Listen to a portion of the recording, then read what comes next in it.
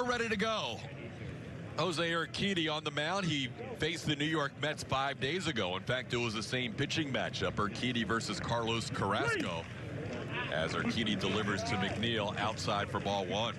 Early throw strikes, although he's fallen behind here to Jeff McNeil, who hits the ball hard in between the shift between Altuve and Pena. And McNeil has himself a leadoff base hit, his 8th hit of the spring. Base ability. He actually led all of baseball in steals last year, but didn't lead either league, which is hard to do because he got moved in the middle of the season from the Marlins to the A's. Normally he's right around the zone, but he's not missing by much. Ground ball right back to Urquidy. He gloves it to Pena for one and a turn for the double play. Just what Jose Urquidy and the Astros needed.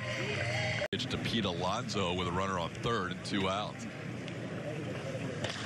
Alonso hits it high in the air to center field. The wind is blowing in today from right field to left field. Didn't have enough either way, even on a windless day, as he hits that up to center field, where Chas McCormick puts it away for the final out. Scoreless first for Jose Urquidy. The leadoff role the last couple of games. And he swings to the first pitch and flares one to right. No chance for Starling Marte. That will be a line drive in the scorebook and a base hit for a smiling Jose Altuve for his first RBI of the spring. 4 for 19. Hits the ball in the air to center field. That'll be down for a hit. Altuve got a good read. He'll go first to third. Nice job by Jose Altuve. Advancing on that RBI, or on that base hit by Tucker. First and third. Nobody out for the Astros against Carlos Carrasco. Tomorrow with a split squad game. With the Astros leaving the Grapefruit League after the game today, only 14 teams remaining. Altuve's going to try and score, and he will, as Cano will complete the double play. So no RBI for Alex Bregman. The Astros on the board with their first run. Carrasco. 3-2 pitch, swing and a miss, and Carrasco strikes out Alvarez to end the inning. Couple of hits, a run scored. Astros lead 1-0. This is just a little bit easier over there at first base. Give fans an idea of what you're doing when a guy gets down there and you first have the chance to talk to him. Well, basically, in first base, what I'm going to be in charge now is trying to his ear. That's kind of that's where you're. Here's a line drive past Jeremy Pena. Mark Canha has a base hit and is first and second. That's kind of where you're giving all the info to the. Against St. Louis Cardinals, the manager Dan Biladello, they have a kind of basic to center field. They have a different situation. It was man at first in the same situation, and he was leaving a tick earlier every time. There we go. That's what I'm talking about. Call it, baby. I know you got to go back to first base. I got to go, guys. Thank you very much. That felt good. How did you deal with that in the spring when you ended up working with a new guy, as Yuli continues his hot spring? A ball down the left field line, and Lapina will trot into second base with a leadoff double. 8 for 18 for Yuli, including 3 home runs. And then you have the veteran Martin Maldonado, who has the potential to jump you with one swing. There's a ball into center field. Chas McCormick with a line drive single for a base hit.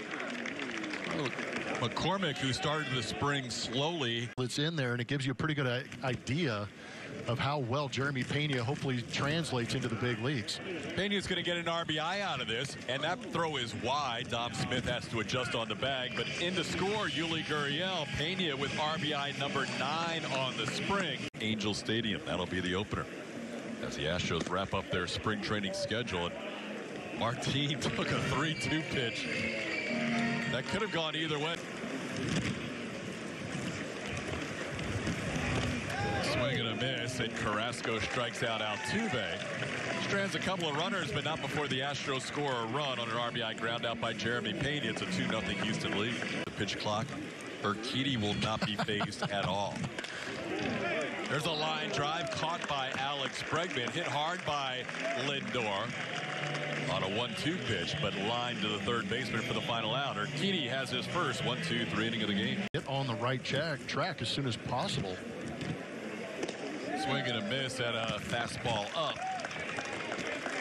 Bregman strikes out. 1 strikeout per inning for Carrasco. 3 in the game.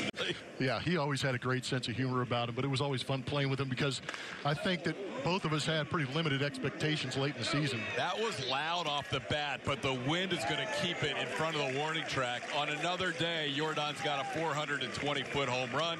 Today, it just goes as a loud out. Came into camp in great shape. A lot of the pitchers had already thrown live bullpens, and it's always nice to see that last game of spring training when everybody's swinging at the first pitch. Chas McCormick makes a really nice play on a ball off the bat of Pete Alonso. Christian Javier pitched in that one, and then we were scheduled to play at 6 o'clock. It felt like one of those showcase scouting events where you just spend all day watching games. You had perfect game. Tourneys going out there. Oh, look at Jordan. Get there, big guy. Yes, that was outstanding. I'm telling you what, that's an outstanding play. Completely behind him, and seeing him be able to go out there and run as free and easy as he has is awesome. It's great for him. It's great for the roster. It's obviously what we like to see. Did you not have to worry about lengthier at bats, but you got to watch, unfortunately, not the way you wanted. You got to watch your beloved Duke Blue Devils play. Oh, you got to bring that up. But I brought it up going into break, so you don't have to comment. Fair. All right. Okay. Our fans back at Minute Maid and get that energy back.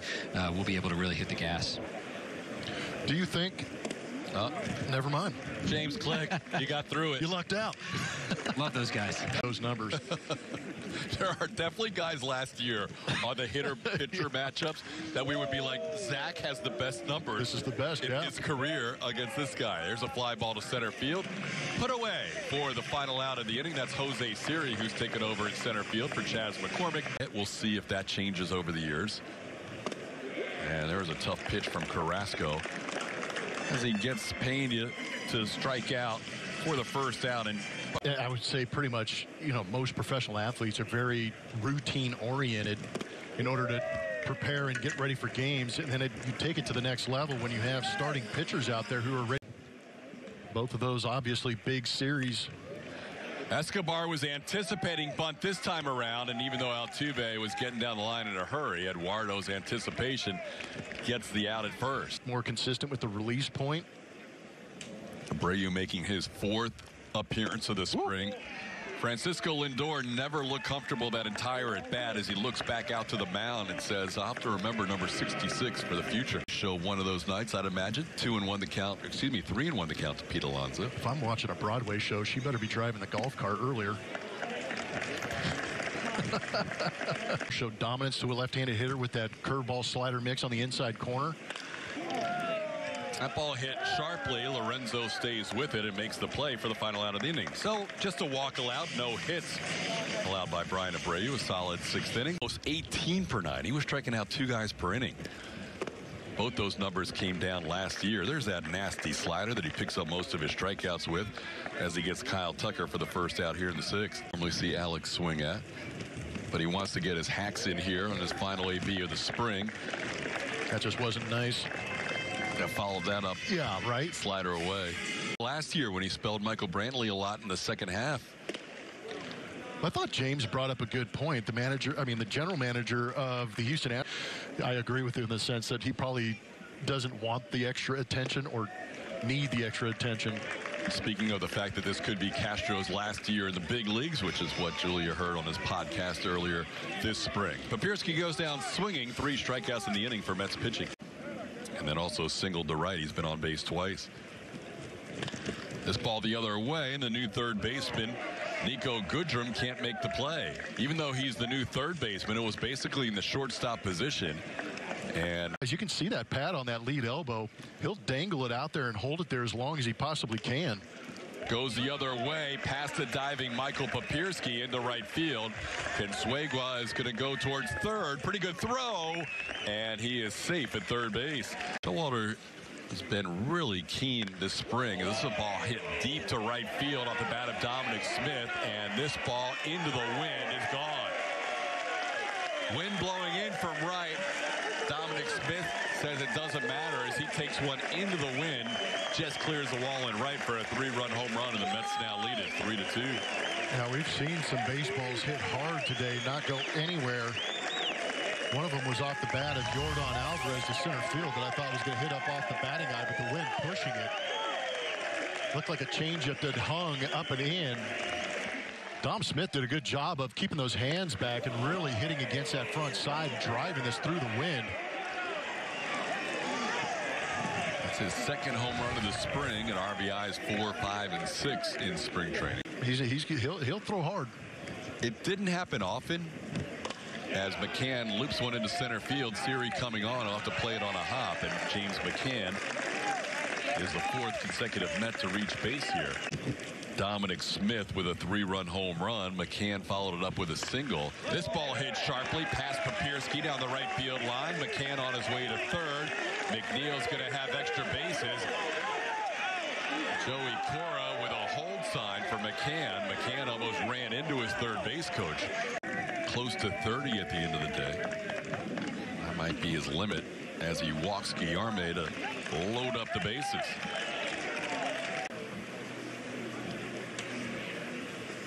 Little cue shot in front of the plate, and Baez will flip it to Castro. They get the force there. No chance to get Lindor for the double play, so the bases will remain loaded. And he gets a high fly ball off the bat of J.D. Davis. The wind is going to push this towards left. Siri staying with it, and he puts it away for the final out. Nice job by Ronel Blanco, getting a pop foul and then a short fly out off the bat of J.D. Davis to strand the bases loaded. Good communication between hitting coach, player, manager, and player. Do you want the extra bat? Do you need the extra bat? So usually you'll hear some of these older hitters, veterans that have been around a while, saying, yeah, give me one more at bat. Hit a leadoff home run. Remember that first start he had? Oh, man. In Texas, 4 for 5 with 2 home runs and 5 RBIs, but he'll go down.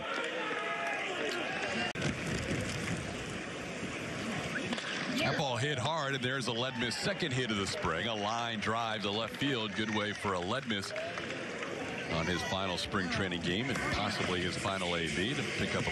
About the ball club. How about close and late? 375 is that batting average. Just get through there.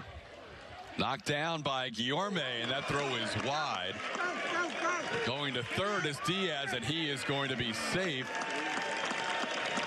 On third base, 2 outs in the 7th inning. And there's a swing and a miss. Ari Lorenzo's helmet flies off, and Seth Lugo ends up striking out 3 in the inning. Astros had a couple of hits in between. We head to the 8th. It's still 3-2 Mets.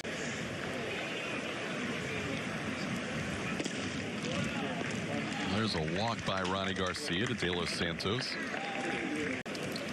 Plummer will be our first road game as Travis Jankowski takes a called third strike. The vicinity of Los Angeles is going to be hyped up. And then we get to go to Seattle and see their opening day, too. This ball popped up. Papierski near the dugout of the Mets makes a nice play. Michael Papierski hanging with it as he gets the pop-up off the bat of James McCann for the final out of the inning. Goodrum bats here with a 3-2 count.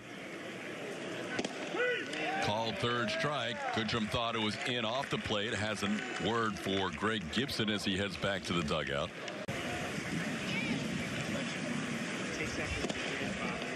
3-1 pitch misses, and Richie. No, yeah, we don't like.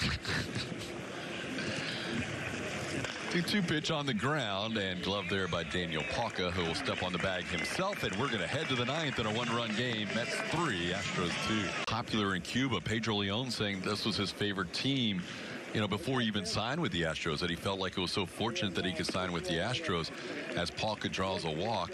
How about that, Franny Cobos? I saw that Franny pitched with Corpus last year, but he only had limited time, so it must have been an injury to him last year, but he is getting a chance to pitch in a major league game up to their top 2 ERAs in all of baseball this spring with today's 3-2 game. Swing and a miss. Nito goes down. Franny Cobos does a nice job after a leadoff walk getting the next 3 hitters. We're going to head to the bottom half of the 9th. Foot is getting down. Are their hands in the right position to fire?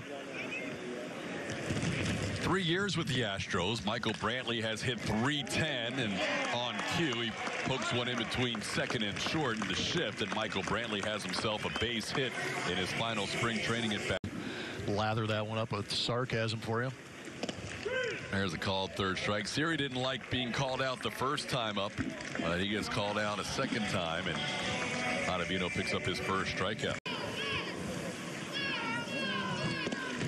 That's outside, ball 4. The Astros will have the tying run at second.